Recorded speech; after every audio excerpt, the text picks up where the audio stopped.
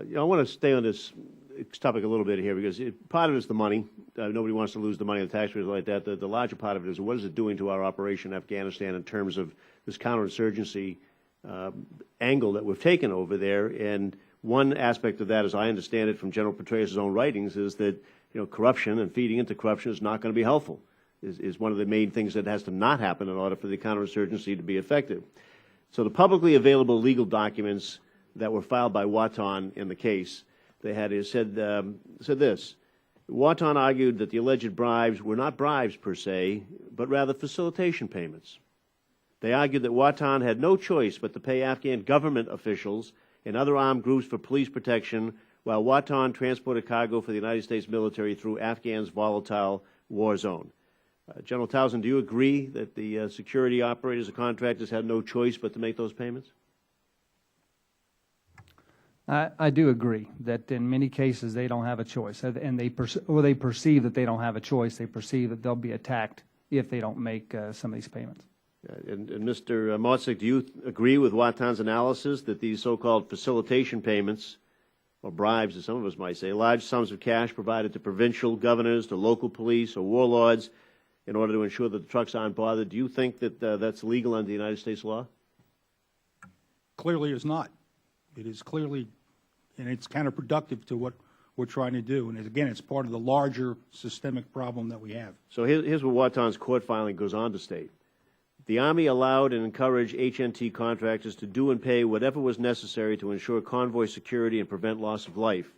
The Army engaged in the affirmative misconduct by encouraging private contractors to undertake activities that the Army only disavowed once they were exposed to the public. Mr. Denver, was the Army aware of the apparently common practice of facilitation payments, and does it encourage people like Watan to make them? I'm not familiar with whether the Army had that information. I would tell you this: in conversations that when I had a meeting with the suspension and debarment official, I think he indicated the same that you've heard today, that the facilitation payments were necessary. So in that context, I would say, when Watan came to the table and identified what they paid, in that context, I would say that's when it became we were aware. But I'm not familiar as to whether we were aware prior to, sir. Another court filing, Watan stated that the Army apparently made a policy determination that having its contractors pay for safe passage in money is cheaper than paying for that same passage in guns, bullets, and bodies. The court filing goes on to call extortion payments the realities of Afghan society and the realities of this war. Do you agree, General Townsend? That simply it's just a cost of fighting war in Afghanistan? I'm not sure I'd agree that it's the cost of fighting war in Afghanistan. It's certainly part of the landscape in Afghanistan. And we took extraordinary efforts down even at the very low tactical level every day to try to root out when we would hear a report that a checkpoint was charging a passage fee, a toll. We would go investigate that and go to great lengths to try to find out if they were charging a toll and how ways we could mitigate that. There, for one example, is we actually posted billboards beside some of these checkpoints that said there's no toll required to pass through this checkpoint.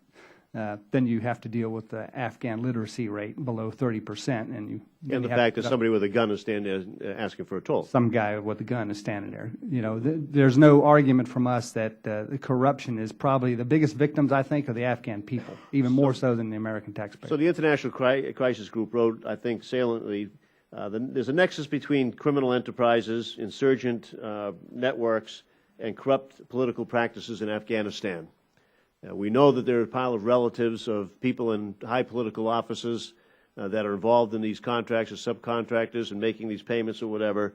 So my question is, in order to break that nexus, what prosecutions have happened? How many people have been prosecuted? How high up the chain? The Afghan people, can they see an example of some of these well-connected people actually being brought to the rule of law?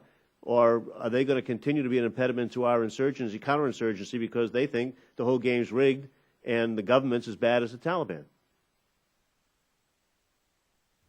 I can answer that question not in the context of what we're talking about here, trucking, corruption. Right. But it's just indicative. All that's just indicative of a much larger picture, so I'm happy to have you broaden it out.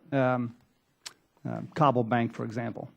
There are a number of officials that are under investigation with respect to the Kabul Bank situation, corruption practice there, incident there. And I think that we're hopeful that the Afghan government will prosecute some of those parties, but it's yet to happen. But there are a number of investigations, over 20 investigations in work with Kabul Bank, and we're waiting to see what they do. And we're right now, the United States government is conditioning some of our support to see the outcome of Kabul Bank. Well, I would hope so. I mean, you just drive from the airport where you land your plane down to the Capitol and look up, and you can see houses up there that are well-heeled people living in that, and the regular Afghan people just really suffering and having a hard time making it, and they get it too on that. I don't know how you ever get the confidence of them to support having this country come around and move in the right direction without doing more in that regard. So I think you've got your work cut out for you. I think we ought to take a real hard look at our mission over there and the prospects for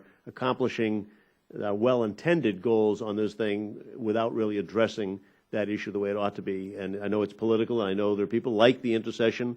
I understand there are people into the Watan case and the Rahotula case with the Papal brothers or whatever. That's a good example of why people would be disgusted when somebody should have been debarred and should have been out there, that all of a sudden they get a slap on the wrist and they're off and running. This is not good.